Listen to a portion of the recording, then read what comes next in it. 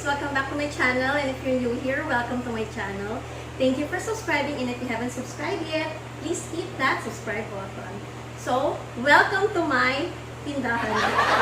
Hindi Welcome to my kitchen, and today, mag-reorganize tayo ng ating ref dahil kakadating lang itong mga in-order kong veggies and fruits and mga fresh produce tsaka yung mga meat ko na in-order ko sa Veggies to Go.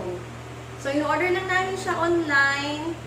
So, wala nang hirap para lumabas pa at yun, makipagsapalaran pa sa labas ng baka makuha pa tayo ng sakit. So, ito, try nyo guys, order na lang online and i-deliver sa inyong mga bahay-bahay. So, itong mga nakikita ninyo na in-order namin is good for 2 or to 3 weeks na food namin. So, what I always do, bago ako umorder ng itong mga veggies ko or yung mga kailangan ko for cooking online, gumagawa muna ako ng meal plan. So, may meal plan ako for 2 weeks na. So, nilalagay ko siya dito sa gilid ng ref ko. So, ito yun. Siya nilagay dito sa isang organizer ko ng meal plan. So, ito yung meal plan ko. Gumagawa muna ako ng meal plan and then, saka ako maglilista ano yung mga kakailanganin kong mga gulay, saka mga meat. So, to make sure na wala akong mabibiling excess, saka ang hirap kasi masiraan ng mga gulay. Lalo na ngayon, talagang ang hirap mag-store ng gulay kasi mabilis siyang masira. Pero tuturuan ko kayo kung paano ko i-store yung mga veggies ko para mas tumagal yung shelf life niya. Dati kasi, nung wala pang pandemic, wala pa nitong COVID, hindi naman ako nag-i-stock ng ganito kadaming gulay. Usually, mga 2 to 3 days na mamalengke ako. So, weekly ako mamalengke for meat. Pero yung mga gulay, since malapit lang siya sa school ng anak ko, everyday, mga 2 days or kahit everyday, pag dadaan ako ng school, dadaan rin ako ng palengke para mamalengke ko, para laging fresh yung mga gulay ko. Kaso since iniiwasan natin na lumabas these days, so ayan, bulk na tayo kung mag-order and then kinikip na lang natin siya na sa ref. So ituturo ko sa inyo kung ano yung way ko para mas tumatagal itong mga veggies ko. Kung hindi nyo pa rin natatry mag-meal plan, kailangan itry nyo na siya guys. Kasi talagang simula nung mag-meal plan ako, di ako nagkaroon ng mas kumonte yung sayang ko na pagkain yung mga tinatapon namin. Kasi talagang alam mo kung ano yung lulutuin mo everyday. At saka bawas din yung problema sa ating mga mommies. Kasi ang struggle kaya yun. Kasi yung mag-iisip ka everyday ano yung lulutuin ko the next day. Ano yung lulutuin ko. Maganda rin yun kasi pag nag-meal plan ka, ilista mo na kung ano yung mga lulutuin mo for a week or for 2 weeks. And then, ang maganda doon, involve niyo yung family niyo. Tanungin niyo sila na mag-suggest sila sa inyo kung ano yung mga gusto nilang lutuin ninyo. In that way, mas hindi kayo mahihirapan kung ano ba yung lutuin nyo for the week. Nakasinuggest na sila, and then maladagdag ka na lang, yun na lang yung mga pag-iisipan mo. And then, sure ka pa na magugustuhan ng family members mo yung niluluto mo. Sobrang picky eater yung mga anak ko. Kaya kahit ang dami-dami kong gustong itry lutuin, hindi ko magawa yun. Kasi nag-worry ako na baka magsayang lang ako ng pagkain or kami lang mag-asawa yung mag-i-end up na kakain noon. So madalas, nandun ako sa safe side na yung lulutuin ko lang yung sure ako na magugustuhan nila. Pero at the same time, nag-incorporate na ako palagi ng gulay dun sa mga niluluto ko. Kasi kailangan din syempre ng nutrients talaga ng mga bata sa araw-araw. So, kahit ayaw nila, pinipilit na namin silang kumain ng gulay. So, yung isa pang way naman namin para makakain sila ng gulay tsaka ng fruits na mas nagugustuhan nila yung lasa tsaka mas madami na sila agad nakakain na hindi nila napapansin is yung nagjujuice kami. So, kaya nakikita nyo, ang dami kong cucumber dito. May carrots ako, may celery. Tapos itong apple, sa ref ko, meron pa akong orange at saka lemon. So, ginagamit ko to for juicing. Kaya ang dami-dami nila. Napapansin nyo na saan ko naman ito gagamitin lahat. So, for juicing ko to ginagamit. So, that way, yung mga bata, nakakakain sila ng vegetables and ng fruits na hindi nila napapansin at saka gusto nila yung lasa. Marami kayong makukuha recipes online for juicing. So, ginagamit ko is yung Marks na pang na juicer. Yung mga bata, nagugustuhan nila yung ginawa namin carrot juice. Yung carrot juice siya na may carrots, may apple, may lemon, and then may ginger. And then yung cucumber naman, pwedeng cucumber na plain lang, or kaya yung cucumber na may apple, may lemon, and then may celery and may ginger. So, di ba, napaka-healthy nung juice natin, and then magugustuhan ng mga bata. At the same time, hindi nila naiisip na vegetables and fruits pala yung ini-intake nila. So, napaka maganda yon para sa ating mga mommies kasi alam natin na yung mga anak natin nakakuha na nutrients and vitamins dun sa pinapainom natin sa kanila na juice. So, marami kaming egg kasi kahit hindi na ako into baking, hindi na ako nagbibenta, nagbe-bake pa rin naman ako for my family. So, this week, nagpa-plan kami mag-bake din ng carrot cake, and then ng banana cake or banana cupcake. So, yan yung mga pinaplan namin i-bake for this week, or tsaka cookies, yung na-request ng anak ko. So, kailangan na rin mag-grocery ni daddy. Actually, ito yung orders pa lang namin online. So, kung may kulang man dito, para dun sa naka-meal plan namin, bibili na namin siya sa grocery. So, yung grocery naman namin, ginagawa namin yon monthly dati. Pero ngayon, like 2 weeks na din, kasi pag nag-grocery ka, hindi lahat nabibili mo na siya. At saka, may control na dun sa dami ng gina-grocery. So, mas madalas na yung grocery ngayon instead na 1 month na. So, yung mga meat, bago ko siya pini-freeze, pinoportion ko na yan based sa lulutuin ko. So, nakita nyo, nakatab na siya. So, based yan sa lulutuin ko. So, meron pa ako ibang nasa freezer na mga meat, kaya yan lang yung in-order ko. Kasi meron pa akong natira from yung last order ko.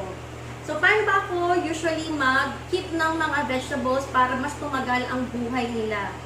So, normally, yung mga vegetables, nilalagay ko sila sa loob ng airtight containers. Tapos, ilalagyan ko siya ng tissue sa ilalim bago ko ilagay yung mga veggies ko. So, mas tumatagal yung buhay nila kung hindi nyo muna sila i-wash bago nyo sila itago. And then, i-wash nyo muna bago nyo lutuin. Ganon din sa meat. Kung talaga namang hindi kayo, kita nyo na madugo pa talaga siya, then i-wash nyo muna siya bago nyo siya itago. Like itong mga to, winash ko muna bago ko siya ilagay sa mga containers. Tapos, i-drain ko maigi yung water para hindi mag-crystallize yung water kapag pin-freezer ko na siya. And then, nakagandahan din, pag pinoportion nyo na yung mga nire-ref ninyo, is inilalabas nyo lang kung ano yung kailangan nyo. Tinutuan nyo lang kung ano yung kailangan nyo, especially sa mga meat. Kasi yung meat, kapag na-tone nyo na siya, dapat lutuin nyo na siya. Or else, mag-build up na dun yung mga bacteria dun sa mga meat ninyo. And then, yung tamang pagtutone nito is kung bukas, lulutuin nyo na siya, dapat, a night before, ilipat nyo na siya from your freezer to your fridge. Tapos, kinabukasan, ready na yon para iluto ninyo. So, hindi maganda yung, hindi tama, tsaka hindi maganda yung from freezer, ilalabas nyo siya sa counter, tapos hayaan nyo siyang ma-defrost. So, pag ganun yung ginawa nyo, nagbi-build up din yung bacteria dun sa mga meat ninyo. Sa mga veggies naman, aside from, ilalagay ko siya sa storage containers, pwede nyo rin siyang ibalot ng paper kung ayaw ninyo ng mga plastic, since zero waste ang gusto ninyo, pwede nyo siyang balutin ng mga paper. Pero yung pagbabalot din kasi ng paper, parang sa akin lang, hindi ganun pa rin tumatagal yung storage niya sa ref. Mas mabilis pa rin yung masira yung mga veggies. So ako, mas gusto ko na ini-cling wrap ko siya. Like, halimbawa, itong corn, i-cling wrap ko to, and then i-keep ko pa, lalo kung hindi ko pa siya lulutuin for the next day. And then, yung para naman sa calamansi, ang ginagawa ko, ini-squeeze ko na siya, and nilalagay ko sa jar yung calamansi para pag kailangan ko ng calamansi, kukuha na lang ako nung juice niya dun sa jar, yun ang gagamitin ko. Kasi kapag ganito, pwede mo naman siya ilagay sa storage container, tapos may tissue rin sa ilalim, tumatagal din yun ng mga 2 weeks sa ref. Pero after some time, pag mas tumagal pa siya doon, parang nagiging nawawala na yung juice niya sa loob. Pag in-squeeze out mo siya, hindi na ganun kadami yung juice niya, unlike pag bago. So, mas maganda, squeeze out nyo na to, ilagay nyo sa jar, and then keep nyo pa rin sa ref.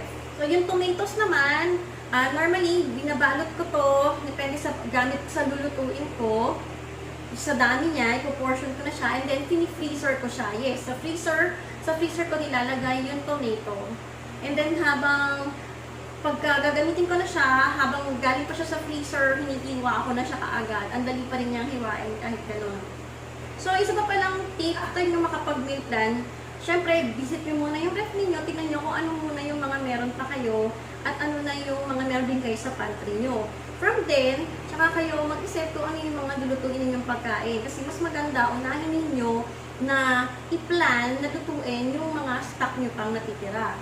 And then, ako din, ugali ko, bago ko ilagay ito sa ref, naglilinis na ako ng ref. And then, tsaka ko lalagay ito, ipapasok itong mga bago ko na naman na stocks ng pagkain. Isa ring paraan para makatipid kayo sa food is dapat, kung meron kayong talagang leftover, meron kayong araw para kainin nyo yung mga leftover na yun. Kami ganun yung ginagawa namin. Kapag halimbawa, may nakaplan talaga kami ng meal for the next day, pero madami pa kaming leftover, yung mga leftovers muna yung inuubos namin bago kami magluluto ng panibagong meal. Yung family ko kasi hindi sila pihika na every meal dapat iba-iba yung pagkain. So, for the day, kahit isa lang yung lulutuin ko, madami na akong lulutuin, yun na yung ulam namin for lunch and for dinner. Alam ko kasi may mga pamilya na yung mga anak nila or yung mga asawa nila hindi gusto yung same na menu yung kakainin nila or yung same na ulam yung kakainin nila sa bawat meal. So ako, lucky ako kasi sila, kung ano yung nakahain sa mesa, dapat yun ang kainin nila. So, kung ayaw nilang kainin yun, hindi ko alam paano mangyayari, magugutom sila. Try ko din gumawa ng malaking batch ng food. Makakatipid din yun sa kuryente, sa tubig, at saka sa pagod ninyo sa pagpe-prepare ng food. Ay yung mag-meal prep para mas madalian din kayo mga mommies na mag-prepare ng food. Para may araw lang kayo na magluluto kayo in bulk and then iinitin nyo na lang kung ano yung kakainin nyo for certain meal. Ako, ginagawa ko yun para din hindi ako nahihirapan na lagi ako nasa kitchen na parang kulang na lang maglatag ako ng higaan dito sa kitchen dahil kailangan ko magluto. Para tapos yung pala magluto ng tanghalian, iniisip mo na kaagad yung lulutuin mo para sa hapunan or iniisip mo lang muna siya ulit lutuin kasi anong oras na, kailangan mo na siyang i-prepare ulit. So, nakakatulong yon na mag-meal prep ka para magkaroon ka naman ng time para sa ibang bagay. So, nakatulong din gumawa ng mga pagkain na madaling lutuin na. Yung pwede mo prepare ahead and then pwede mo nang lutuin na. Like halimbawa, yung mga meat ninyo, pwede nyo na siyang i-marinate. Para the next day, kung lutuin nyo na siya, nakamarinate na kagad yung mga meat ninyo bago nyo pa siya itago. Kung yung recipe nyo ay nagko-call for i-marinate siya. And then, pwede rin na gumawa kayo ng mga spring rolls. Pwede gumawa kayo ng veggie lumpia, gumawa kayo ng lumpiang Shanghai. Mag-stock na kayo sa ref para kapag may mga days na tinatamad kayong magluto, kahit meron pa kayo na-ready meal plan, meron kayong madaling lulutuin.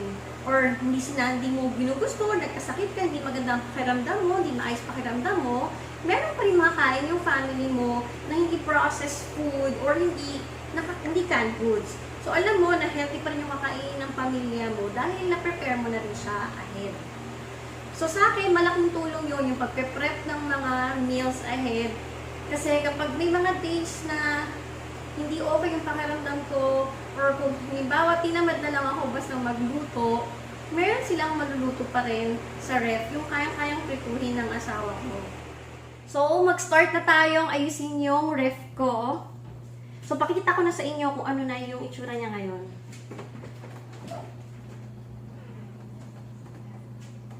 So, ayan, kung makikita nyo, medyo wala na talaga siyang laman. Lalo itong mga side na to. So, wala na talagang kaming mga stocks. So, ito yung mga meat ko na natira from last order ko. So, kaya konti lang yung in-order ko for this time. Tapos, ito yung sinasabi ko sa inyo na mag-prep kayo. Ayan, ito yung lumpia na ginawa ko. Lumpiang Shanghai siya. 80 pieces to. So, ito na lang natitira ngayon. And then, ito yung mga stocks namin ng mga processed foods. So, mga nuggets. And then, dito rin, ito yung mga niluluto namin kapag halimbawa nakulangan yung food na niluto ko. Napalakas sila ng kain ng ulam. So, pag nagkulang, ito na lang yung lutuin na namin na dagdag. Or kung makapaghabol pa kami magluto ulit ng panibagong pagkain, then makapagluto pa rin naman. So, dito naman nakatago yung mga wrappers ko, mga quesadilla, and then yung prata. So, dyan, so may siopaw kaming binili din, na-i-steam na lang namin. Tapos sa other side, normally dito nakalagay yung milk ng anak ko, tsaka yung bread. So, wala na kami ngayon, hindi pa kami nakapag-grocery. Hopefully, bukas makapag-grocery na. And then dito, yung leftovers. Itong dalawang to, normally nilagyan na siya ng leftover. So, ito na lang yung leftover namin sa ngayon. So, yung leftover namin kaninang tanghali. And then ito, may kasidilya pa kami na leftover na konting-konti na lang. And then, dito, itong tatlong ton, nalalagyan ko siya ng veggies kapag marami kaming na-order na veggies. Bali, tira ko na lang palang veggies na naka-schedule na rin na lulutuin ko for this week is yung, ito, may tira pa akong kalabasa. And then, may natira pa akong konting talong na naka-schedule na to lutuin mamaya. And then, yung aking mga Baguio beans, for tomorrow naman kasi gagawa ako ng pansit. So, ayan, ganyan ko siya kinikip. Nakalagay siya sa airtight containers, tapos may tissue siya sa ilalim, saka sa ibabaw, para kapag na may moisture na absorb niya yon. So, tumutunog na yung ref ko, nag-alarm na siya, sara na natin siya. Yan. So, yung natira ko pang fruits, ito, 4-hour juicing din. So, ang in-order, kaya, yan ang apple na lang yung in-order ko. So, mag-start na tayo na ayusin yung ref. In-organize ko na yung ref, at saka, pinunasan ko na siya. So, ngayon, ilalagay natin yung mga pinamili natin.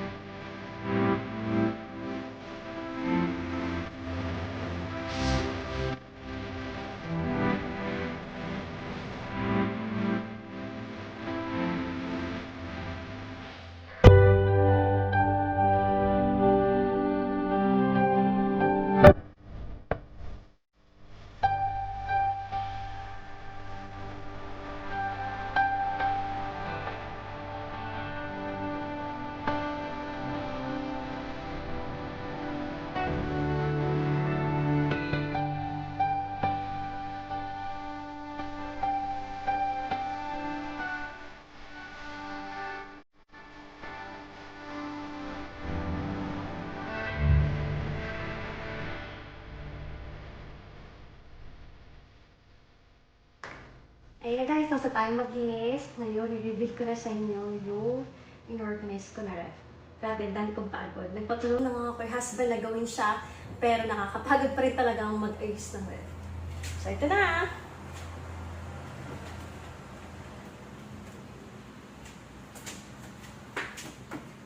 Tcharan! So, basically, nilagay lang naman natin lahat ng pinamili natin.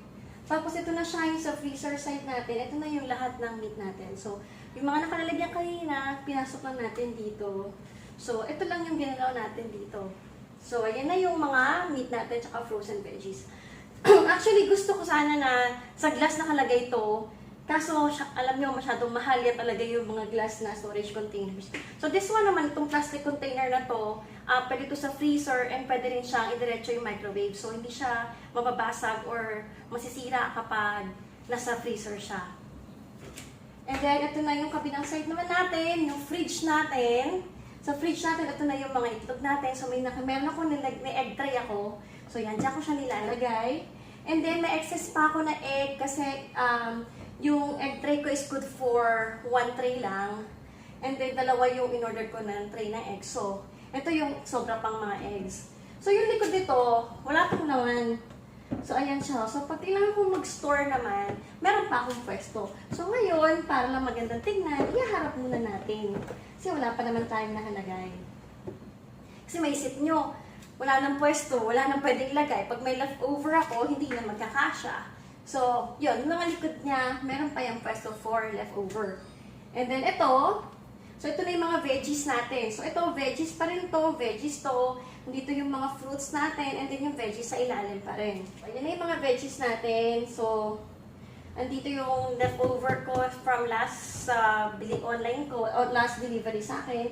So, nandito na yung sitaw, andito yung mga carrots, and then yung pechay, yung celery, tsaka yung eggplant. Tapos nandito yung green pepper ko, tapos yung bell pepper.